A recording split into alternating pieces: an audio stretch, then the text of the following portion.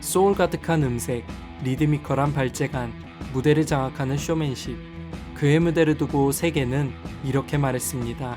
세상에서 가장 아름답고 젊은 바나나가 일으킨 문화혁명. 로큰롤의 제왕 엘비스 프레슬리가 2022년 영화 엘비스로 돌아옵니다. 물랑 루즈, 위대한 개츠비 등을 통해 할리우드 최고의 비주얼리스트로 자리매김한 바즈 루어만이 메가폰을 잡아 화제가 됐죠. 21세기에 새로 조명되는 문화 아이콘, 그리고 로큰롤은 우리에게 어떤 모습으로 다가올까요? 이번 시간엔 로큰롤의 역사, 그리고 엘비스 프레슬리가 현대 음악사에 미친 영향에 대해 알아보도록 하겠습니다. 로큰롤의 역사는 1940년대 미국 남부에서 시작됩니다. 오랜 기간 노예제가 성행했던 남부 특성상 백인과 흑인의 문화가 뒤섞이는 일이 빈번했죠. 그중 백인 음악인 컨트리와 흑인 음악인 블루스, 재즈, 가스펠 등이 혼합된 형태가 바로 로큰롤의 휴시입니다. 흑인 사회가 당시 인종차별이 심했던 남부를 떠나 북부로 이동하는 과정에서 그들이 만든 새로운 음악 역시 미국 전역으로 퍼지게 되죠. 1940년대까지 미국 대중음악의 주류는 재즈와 블루스, 그리고 스탠다드 팝이었습니다. 하지만 시대가 변하며 음악이 어렵고 무겁다는 비판에 직면했죠. 특히 레이스 뮤직이란 비하를 받으며 성장한 재즈와 블루스엔 과감한 변화가 필요했습니다. 바로 그때 우울한 블루스에 리드미컬한 드럼, 피아노, 전자악기 등이 더해지는 변화가 주류로 떠오릅니다. 당시 미국 대표 음악 매거진 빌보드의 기자였던 제리 웩슬러는 이 신종음악을 가리켜 리듬앤블루스, 즉 R&B라 명명했죠. 당대의 최고 DJ였던 앨런 프리드는 방송에서 R&B를 틀 때마다 락앤롤을 외치곤 했는데 향후 로큰롤 탄생에 지대한 영향을 미친 순간으로 여겨지고 있습니다. 신선한 음악을 추구했던 10대들은 R&B로 눈길을 돌립니다. 10대의 음악 트렌드는 곧 대중음악 트렌드를 가늠하는 지표였습니다. 트렌드를 분석해야 하는 음악 산업의 시선 역시 R&B로 쏠릴 수밖에 없었죠. 1950년대에 들어서 화려한 전성기를 맞이한 R&B는 새로운 스타들의 등장을 알렸습니다. 록기타 주법을 창시한 척 베리, 싱어송라이터이자 기타리스트였던 칼 퍼킨스 등이 대표적이죠. 그들의 음악은 락이라는 단어에 컨트리 음악을 일컫는 힐빌리를 합쳐 로커빌리라 불리기 시작했습니다. 하지만 이 명칭 역시 오래가진 못합니다. 사람들은 로커빌리를 대신에 당시 유행하던 속어인 락앤롤, 줄여서 로큰롤이라 부르기 시작했죠. 당시 음악 산업은 로큰롤의 잠재력을 높이 평가했습니다. 인종의 벽을 허무는 장르 융합을 통해 새로운 음악 지표를 제시할 거라 믿었기 때문이죠. 하지만 큰 숙제가 남아 있었습니다. 안정적인 성공을 위해선 10대들의 도전적인 취향과 기성세대의 보수적인 취향을 동시에 충족시켜야 했죠. 고민 끝에 음반사들은 흑인 음악을 하는 백인 가수를 키워내기로 합니다. 이미 빌 헤일리, 칼 퍼킨스, 자니 캐시 등 흑인 음악을 다루는 백인 뮤지션들이 성공을 거두었다는 것도 이런 결정에 큰 영향을 끼쳤습니다. 음반사들은 일제히 새로운 아티스트를 찾아 나섭니다.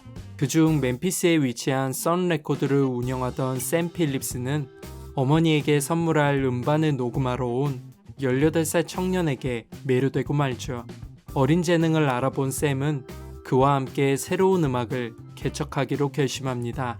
바로 엘비스 프레슬리라는 전설이 시작되는 순간이었죠. 엘비스는 학창시절부터 잘생긴 외모로 유명했습니다. 특유의 구렛나룻과 뒤로 빗어넘긴 머리도 이때부터 고수하던 스타일이었죠. 하지만 정작 그의 관심은 음악에 있었습니다. 지인에게 기타를 배우고 매일 음반점에 들러 컨트리와 가스펠을 들으며 음감을 익힐 정도로 열성이었죠. 샘은 그런 엘비스의 열정과 재능을 알아본 것입니다. 하지만 음반 제작에 나선 샘과 엘비스는 난관에 봉착합니다.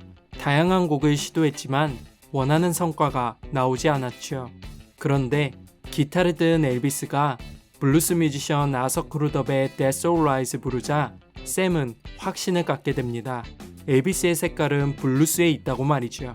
흑인의 리듬으로 컨트리를 소화하는 백인의 목소리, 엘비스는 기존의 음악 문법으로 정의할 수 없는 새로운 로큰롤 그 자체였습니다.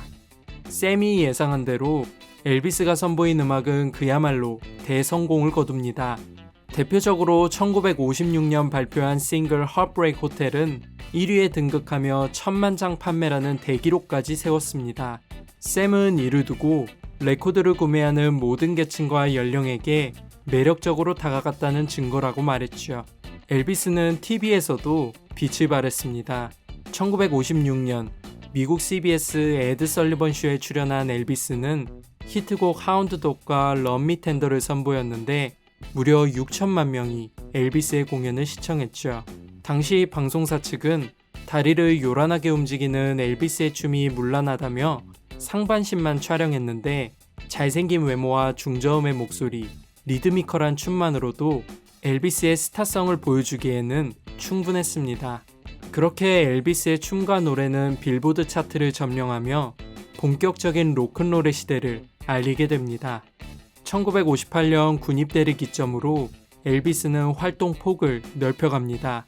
60년대 초중반에는 영화배우로 활동하며 대표작 블루 하와이 등 10년간 30편에 달하는 작품을 찍었죠. 그렇다고 음악을 소홀히 하진 않았습니다. 기존 로큰롤은 물론 발라드도 선보이며 더욱 대중적인 가수라는 이미지를 얻었죠. 더불어 그의 음악은 뒤이어 등장한 비틀즈, 밥 딜런, 레드 제플린, 데이빗 보이 등 세계적인 뮤지션들에게 영향을 끼치며 락이라는 새로운 장르를 낳는 초석을 마련하죠. 엘비스는 자신의 명성을 활용해 사회공헌에 이바지하기도 했습니다.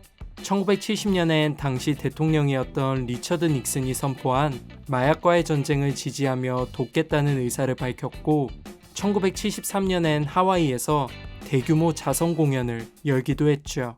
이 공연을 무려 인공위성으로 생중계하며 40개국 15억 명이 시청할 정도였으니 엘비스의 위상이 얼마나 대단했는지 느낄 수 있습니다.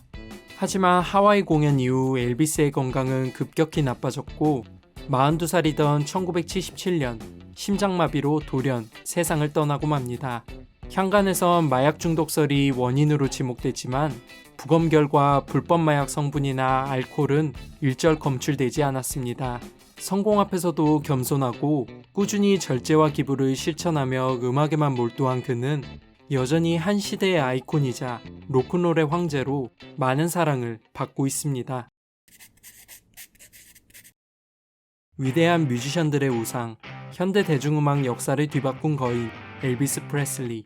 세대 갈등과 인종 갈등이 한창이던 당시 미국을 음악 하나로 단합시키고 로큰롤의 시대를 열고 이끌었다는 점만으로도 그의 업적은 위대하게 다가옵니다.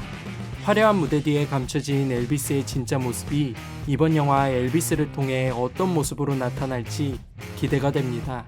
일상 속 인문학을 바라보는 특별하고 소소한 시선, 1인칭 시점이었습니다.